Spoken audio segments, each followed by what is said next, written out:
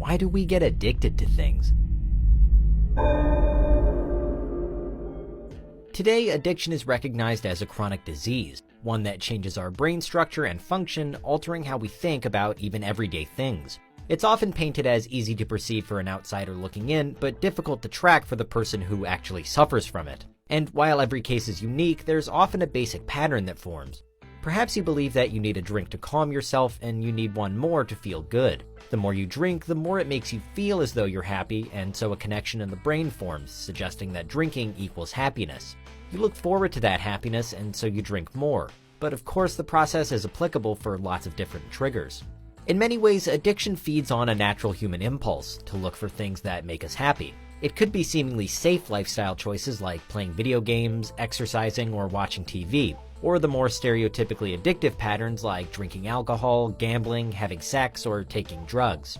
Addiction sets in when these things dominate our thoughts to the point where they directly impact our daily life. Before long, you feel as though you can't live without them. But why is this? Why does the quest for happiness skew the way our brains work? And why are certain activities seemingly more likely to make us feel this way? Why do we get addicted to things? Are you a fiend for facts? Are you constantly curious? Then why not subscribe to Unveiled for more clips like this one, and ring the bell for more fascinating content. Whether it's recreational drugs, gambling, or any other addictive pursuit, these things give the brain a powerful surge of dopamine, a chemical compound linked with feelings of reward and reinforcement.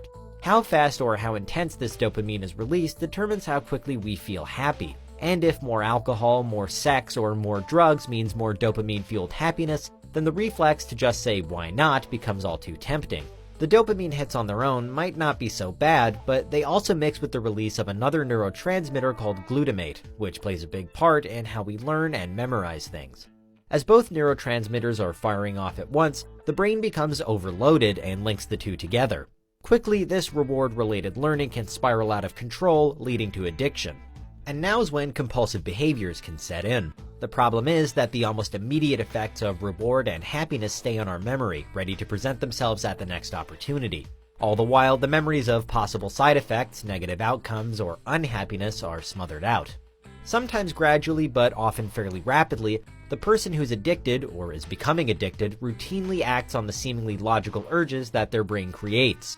Driving to get fast food when you aren't especially hungry, spending more than you have while online shopping, placing big money bets on sports you don't care about. In the throes of addiction, it's difficult to see when the downsides outweigh the upsides, which is part of the reason why addicts can find it hard to admit that they're addicted. It's an obvious understatement, but the brain is a pretty impressive thing. It's operating and completing tasks subconsciously that we're not even aware of, and it's constantly adapting to our ever-changing lives and environments. However, when it comes to addiction, these abilities aren't always such a great thing. The craved-for dopamine releases may feel less and less effective over time because our brain has developed a tolerance to the trigger. It's gotten so used to the apparently good feelings linked with an addictive substance or behavior that the happiness is dulled. This means that while the physical effects of drinking alcohol, taking drugs, or smoking cigarettes, for example, remain, the pleasure that comes with it diminishes. But that doesn't mean the addiction has simply passed. Because once the undesirable aspects of any addictive pursuit threaten to show themselves, that's when the so-called vicious cycle kicks in. Unless they're making a specific targeted effort not to, which is easy in theory but difficult in practice, addicts look to double down on that hit of dopamine by feeding their addiction further still. Whether it's more shots, another purchase, another partner, more money at the card table, or more food from the local takeout, the more the individual seeks to satisfy their urges, the more they become addicted to them. In terms of root causes, addiction can be tricky to trace and pinpoint, and they can form due to a combination of factors. The idea of peer pressure offers some explanation for some cases, as addicts are seemingly encouraged through an association with others doing the same thing. Specific emotional states can contribute too, particularly when an individual is looking for something to outweigh significant negative feelings or trauma.